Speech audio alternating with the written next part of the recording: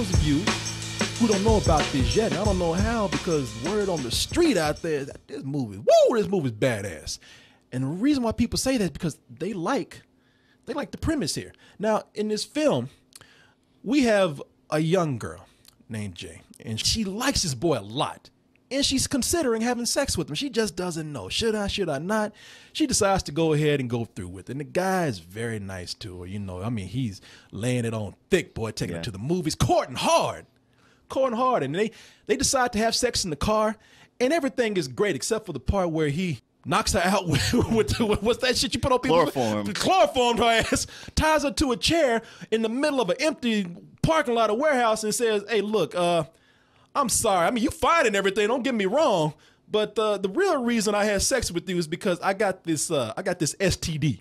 It ain't like what you think. It ain't that STD. It's not like is it crabs? Gonorrhea. No, it ain't like gonorrhea or herpes or anything like that. No, I got this STD where when I fuck somebody, I pass on this evil spirit that will follow you everywhere you go until you fuck somebody else and give that STD to them. Yeah. It's almost like herpes that's too slow to catch up with you. But you gonna get tired in a little bit. Herpes never goes away. Herpes never goes away. You can't outrun it. I mean, they try. The herpes gonna catch up with you one day. Give me that dick. You gonna be on the ground. Shit, take it. Shit. I don't give a fuck no more. That's what people are saying is so creepy about this, is that this thing that's following her, it could appear to be anybody that you know or someone you don't know. No one else can see it. It doesn't think, it doesn't feel. It's just the Terminator of fucking ghostly STDs. It's just dum dum dum dum dum dum. It's just walking, never runs. Yeah, just walks, and always got this look on his face like, yeah, I see you. You can dodge all you want to. I see it. This is true 80s slasher shit right here.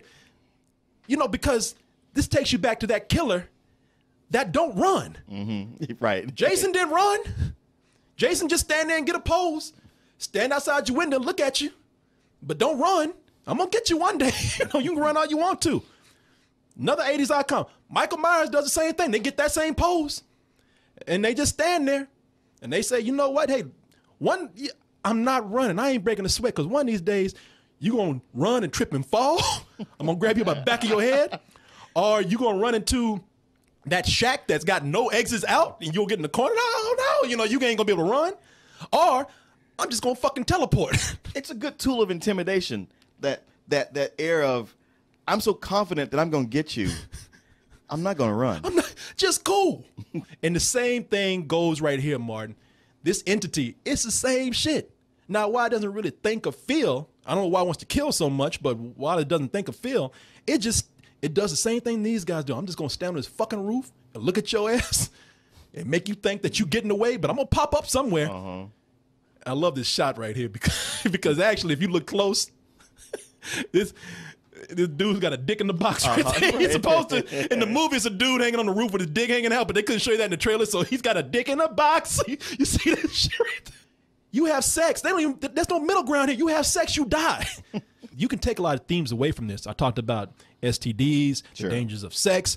I mean, this is pretty much like the spirit of abstinence chasing them. Right. You know? I wouldn't be at all surprised if this was funded by Mormons. Yeah. You shouldn't have fucked. You know?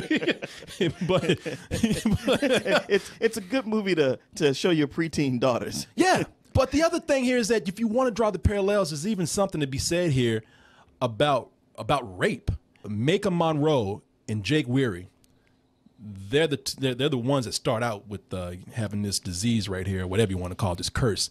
And the way that he passes it on to her, ties her up, locks her up, you kind of had to play this movie straight and not kitsch at all, because it comes off sort of as a comment about rape.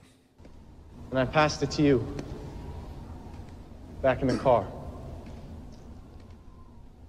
It could look like someone you know, or it could be a stranger in a crowd. Whatever helps it get close to you.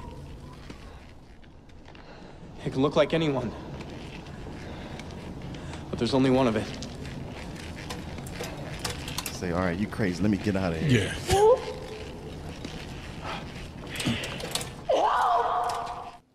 I'll beat that motherfucker's ass. It's like, you could have just given me HIV like a normal person. Yeah. You gave me a ghost. And furthermore, this is one thing in the movie that I don't think anybody thought through.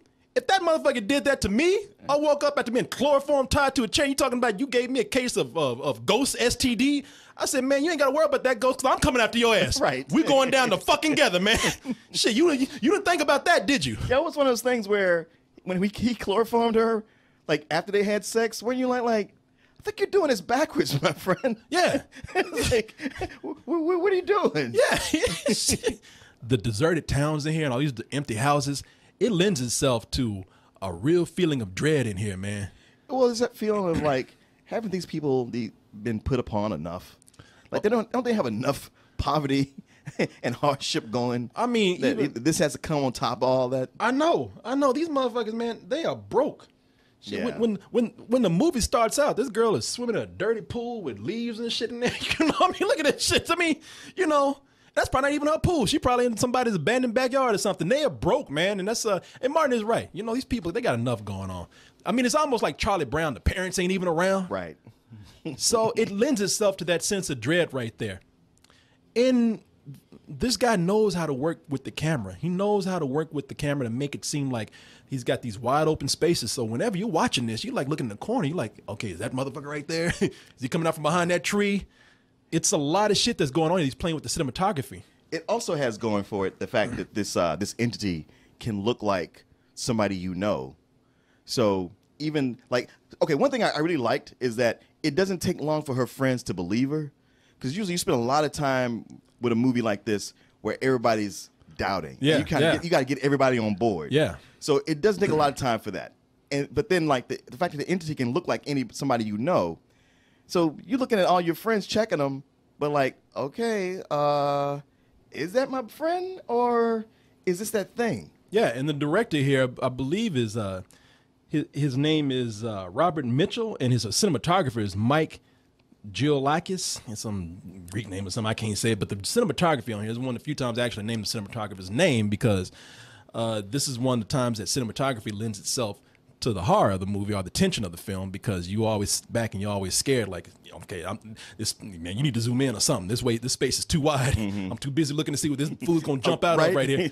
But that's the thing that this movie, I think this is what a lot of people are crazy about with this film. There's not a whole lot of jump scares here. This is not a found footage film. It's not playing on any kind of trends. It goes back to doing that old fashioned stuff of relying on cinematography, playing with the environments, playing with shadow, in some places playing with noise.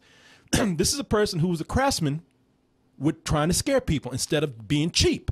There's a lot here to respect in this film.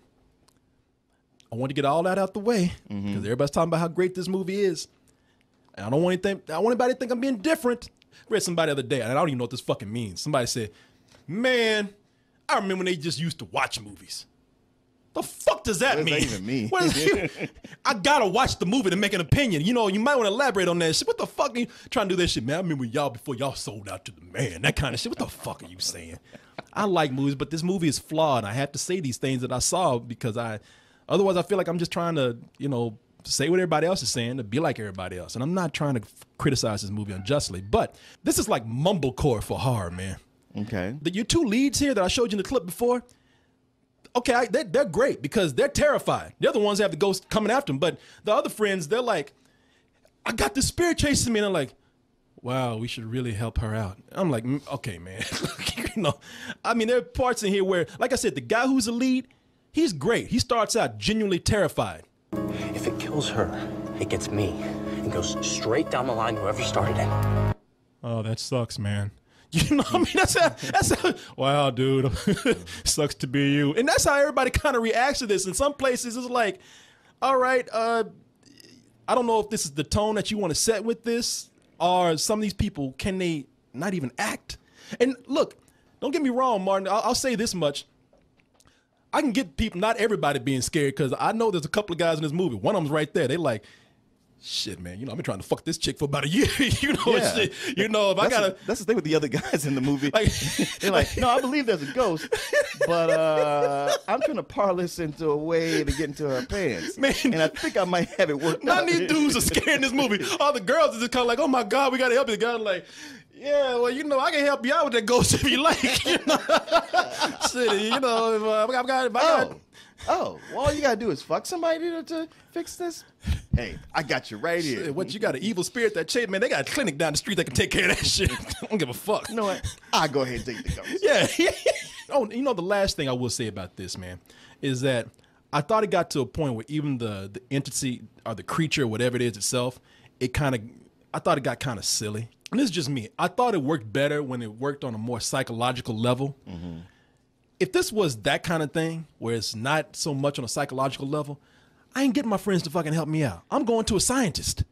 The government's going to be all over this shit. I ain't have my fucking teenage friends come in here and try to help me out. Okay, let's work this out.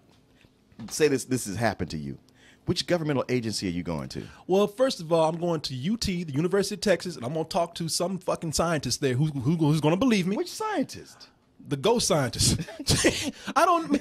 You imagine approaching a scientist and saying, "Excuse me, professor, I have a ghost following me. What can you do?" Dude, it's like this, man. I'm going to go to some physicist or something, and I'm going and. I can't. There's no actual Ghostbusters. You know that, right? This is not Ghostbusters. I'm being completely scientific with this, but I can't do it. Now I'm looking fucking stupid right here because if I tell you the reasoning behind it, then I'm going to be ruining the movie. Okay. And the thing is, there's a point where you can physically have this creature appear to people. Yes. And I'm thinking, if that's the point, Martin, if I can show that there's something following me, whether it's a ghost or a creature, I ain't Scooby-Doo. You're going to rig up something to where paint is going to drop down on it. If that's what it needs to be, yeah. So I can say, see? Yeah. He's coming to the door right now. I'm gonna home alone that fucking ghost, man. I have nothing but respect for this movie. I really do. Those flaws that I see in there, I can't really get past. So I'm not buying into the hype that is out there with everyone, but I give this an extremely high matinee. Because, like I said, this is old-fashioned horror, but not presented in a way that most young people would make a movie like this, and that's to say, hey, look how much I love this genre and this era of genre making from a long time ago. They're not doing that here. This is a person who's actually got their own vision while being able to pay respect to something they love, and I respect that. Absolutely. I give it a full price. I mean, I don't come across hardly any horror movies I like. I mean, I was like, wow, the Babadook was a big something different for me. Usually it's other movies I'm like, well, I guess I will like this one in as much as I didn't hate it. But this, I was like, wow, I genuinely enjoyed this. Even working as a mumblecore movie, all the different things about it. It's just something different and effective, and all the more impressive by how small the budget was. If I had anything that was a problem, was that I didn't quite get the end. And I rewound it, going like, wait a minute, what am I? Last thing I'm gonna do, Martin, I ain't coming to you. I'm going to the proper authorities to try to help me out with this shit. Well, if people can see this shit, I'm not coming to you. You can't help me, man. And I sure ain't gonna fuck you to pass it off to you, so you know. But I would think, especially in an abandoned town like that, you would see, you and I do this every day. Hey, you're not gonna miss the show. I don't care if a ghost is chasing you or not. You're not gonna miss one of these shows. Oh, I know, hell no. You better wait. So not only are you gonna tell me, you're gonna tell the chat and everybody else out there first. oh, that ghost's gonna be fronted out, man. Hey, come here, man. No, you can kill me, but just sit down right there. Yeah. Sit down. All right, get the mic close to your mouth. Yeah. Come on. Hey, people, we got a ghost on the show today. How you doing, man? Well, you gonna kill me? Ain't that crazy? Now, that would be a horror movie right there. If I had something, they said, man, the only way to keep this ghost is to stay on the air. No, well, I can do that. You can do that. No, they said the only way to get this ghost off your ass, I hate to tell you that, brother, but you got to fuck Martin. Oh, you going to die. Tell that, that's what I'm going to hear. You goddamn right I'm going to die. I'm going to tell that ghost, you might as well take me now. No, distract him, man. Hey, Martin, is that $1 down there? Where? Does dry humping count? Let's just say you're going to die either way.